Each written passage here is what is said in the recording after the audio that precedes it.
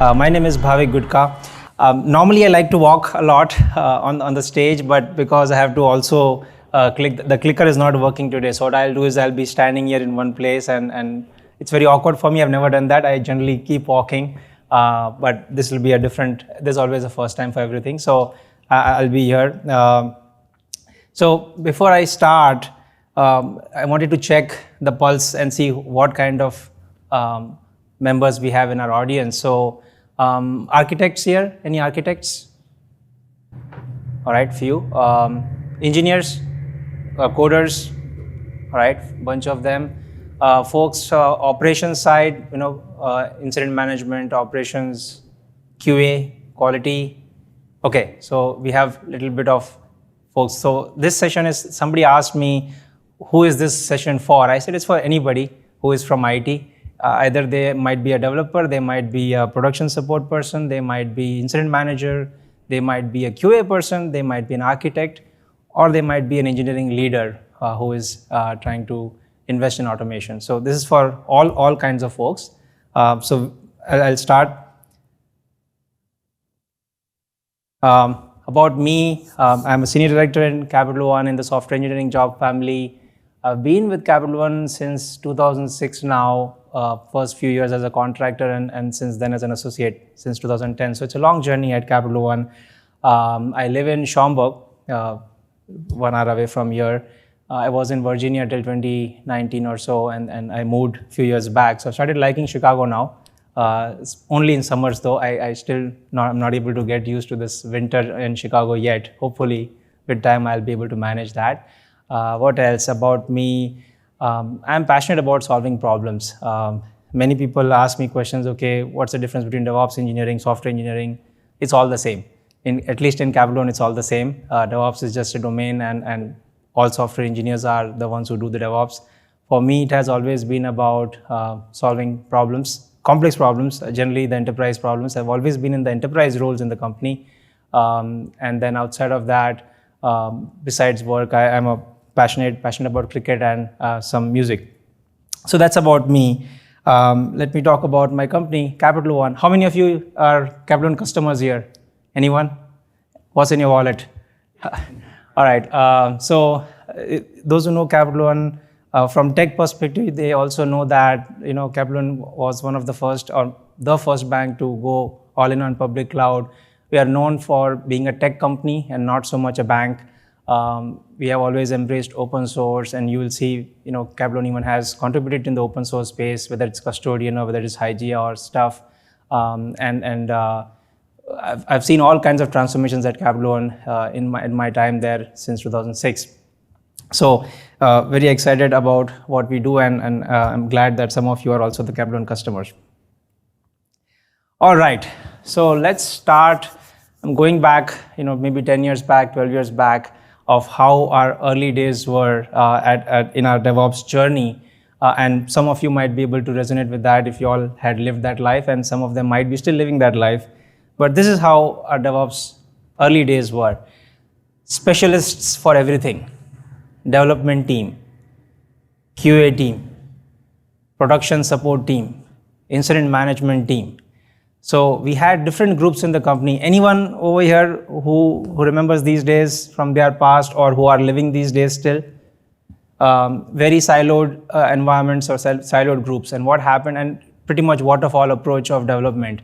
Meaning if I want to develop now, or if I plan something now, it might take months or quarters to get out to the production environment, starting from procuring servers, starting to code, then getting deployed in dev, getting deployed in QA, getting deployed in production, and then finally making it, going live. And then of course, if there are problems, then there is a whole reverse engineering that happens. That first on-call production support member will take that call, and then they will try to figure out what's going on.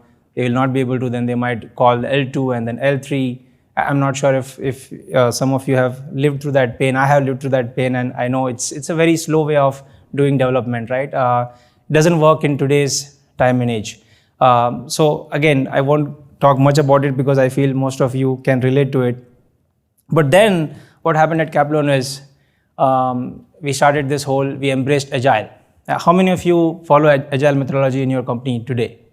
Most of you, I hope, right? Because that's what everybody is doing. So when Agile came, also, or almost 9-10 years back, we started embracing public cloud. So two things changed drastically for Capital One.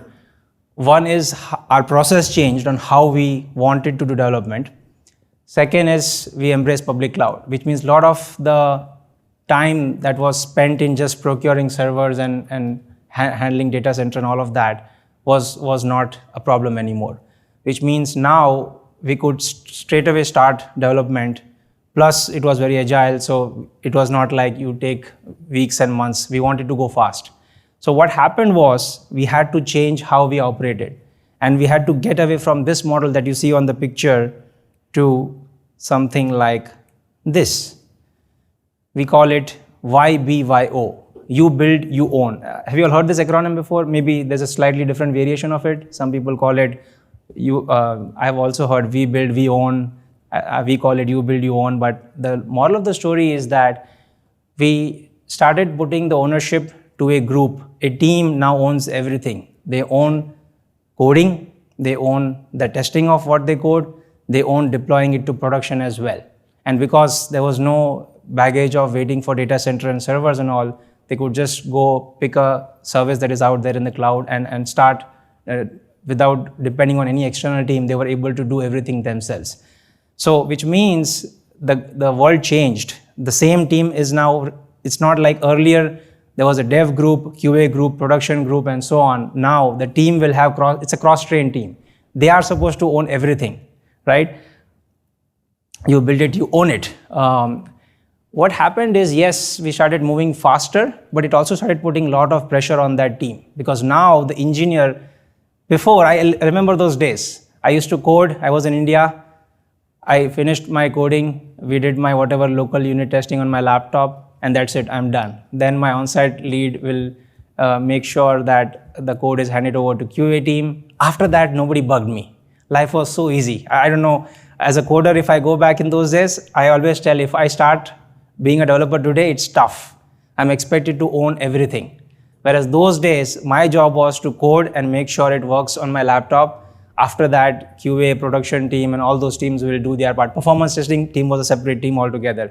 Now I'm responsible for all of that in the YBYO model. So what happens when you, of course, you're empowering now, right? I'm empowered as a developer or as a team. I'm empowered, I own everything. But then I'm also, what happens when there is more power? Yes. Yes. So suddenly what was amazing became a burden. I remember that transition window where we felt like, okay, freaking like now I can't blame anybody. I have to do everything myself.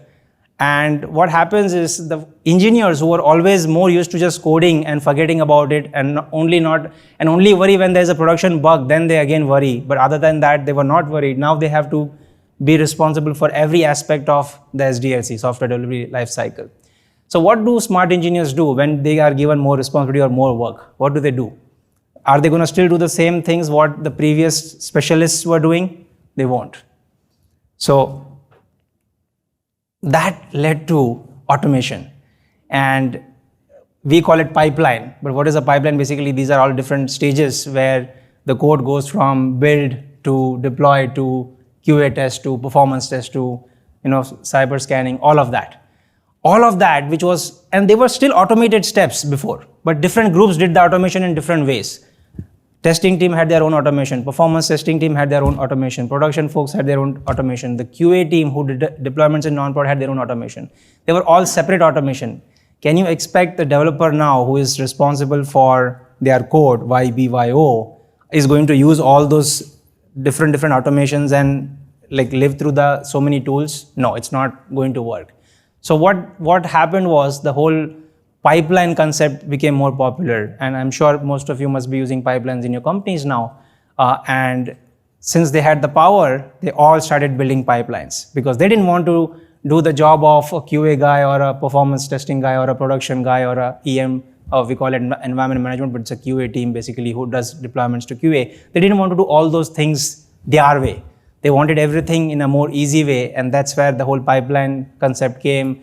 Again, I'm talking about years ago. But what happened was, because every team had their own goals and they had their own targets, they all started building pipelines. And cloud made sure that they don't have to worry about the physical servers and stuff, because everything is available in seconds.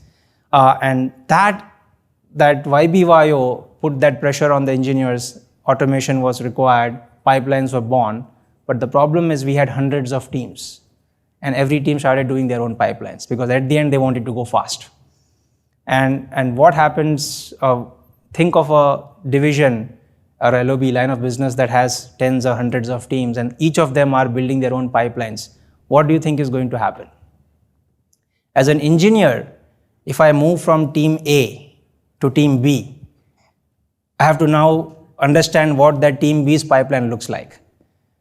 I might be lucky and the pipelines are similar, great. But if I'm not so lucky, then I have to now learn the new pipeline that was built by that second team and learn that, whatever they did. Now suddenly what happens is, a developer whose job was to write a piece of code for business is in the business of learning pipelines. And suddenly it becomes a tools team and not the actual team that was supposed to build code. What is Kaplan's business, right? We do credit cards, retail, commercial, so on. Similarly, every company has their pipelines are not the end, they are means to an end. But what was happening was, because there were so much innovation and so many different tools and so many different pipelines, and people do move around, it becomes difficult for them to keep understanding and keep shifting from A to B. Also, think from LOB's perspective. Now each of their team is spending their time on automating something that is not their core job. But what is their core job? In a card LOB, it's to build applications for card business. In the retail, it's applications for retail business, and so on. But suddenly now they're also spending a lot of time doing this pipeline stuff, and then it changes from team to team. So what did these divisions do then? They said, okay, you know what? We should not do a lot of duplication here. Let's standardize. And each LOB started standardizing and started making sure that their teams don't do the same work in 100 different ways. And that led to something like this. Hundreds of pipelines, they started consolidating. Each division had their own pipeline now. So division 1 had their own pipeline ecosystem, division 2, division 3, and so on. I mean, I am not putting names now. We had names in Capital One, but I'm generalizing here. But we had some very fancy names. Each LOB had, oh, my pipeline is better, my pipeline is better. But what happens is, the core problem, yes, it got little better, but are engineers only going to move from one team to another? Wouldn't be they also moving from one division to another? The cost that division was paying must have reduced, but the cost that company was paying was still there. Because each division was now focusing on pipeline instead of focusing on their core business, which is whatever that business was. So these are the developer side of problems. As a company, we had other bigger problems that were hurting us, because pipelines in general were helping the developers, and the speed of development, speed of deployment, all of that was great. But the problems that we saw were not changing, the bigger problems. Arbitrary, unique pipelines. What do I mean by that? Output of software and infrastructure is unique. Each division does it their way. So which means that, I don't know, what example will I give? Let's say if I have to take an example of an API that is containerized. If they're using AWS, GCP, whatever, there are 10 different ways that application can get deployed. And since each division has their own pipeline system, it won't be consistent across these. Which means, as a company, I can't say that all my container-based applications look similar, or all my serverless applications look similar, or all my databases that are getting deployed across the divisions look similar. It's not going to be consistent. So they're all unique. The second problem we saw was inconsistent standards. And by that, each division, like, what do I mean by standards here? Let's say there is a best practice. Every division has a best practice at a company level. Somebody will say, okay, I will deploy to dev, QA, perf, prod. Another division will say, oh, I will deploy to dev, QA, and directly to prod. there is no one standard that was common across each divisions. Some had unit testing coverage. Somebody will keep a coverage bar of 70%. Some division might keep it at 80%. Somebody might keep it at 90%. So as a company, we want one standard or one best practice to be followed across the division. But because each of them had their own pipeline ecosystems, they had little bit of nuances in how they had their SDLC pipelines or how they had their SDLC enforced in those pipelines. And then the third and the most dangerous one is challenge in scaling. Now suddenly you have all folks or all these divisions, they are solving the same problem. Imagine what happens, like there are so many stages and integrations with many different backend systems for cyber scanning, quality, or all the other gates out there. If those central teams change their tool, how many places you have to make changes now? To all those places for all those pipeline ecosystems, which means each LOB is now doing the same work whenever something changes in the standard because of some central team making a change into the tool or whatever. So, which means that it's like completely opposite of reuse and same problem is getting solved by each line of business on their own, which is not the best use of money, because again, the job of those teams was not building pipelines, it was more about building code for their business. So these were the big challenges. We felt that even though we had cut down the time or we had cut down the pipelines from hundreds to maybe 5 or 10, it was still not giving us the real value that we were looking for from our SDLC, and which was that how do we make sure that the developer spends their time on coding for business and not doing this tool business, because that was not our business, right? So what did we do as a company? For the first problem, we made a very bold declaration. We said that we want to standardize this and we want to move to a single pipeline ecosystem for an entire company. And I'm talking about a company which has 50,000 plus associates or members, 10,000 plus engineers, hundreds of teams, thousands of applications. We had to do something of that magnitude, single pipeline ecosystem for the entire company. Converge on one tool. And by that, we wanted to make sure that wherever you are in the company, if you deploy an API that is containerized, it looks same.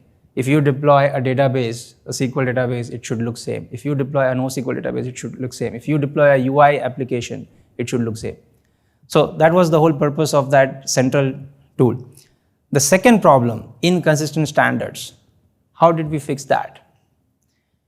We standardized our SDLC. Now these are not just best practices. Best practices were always there, but one best practice list for the entire company.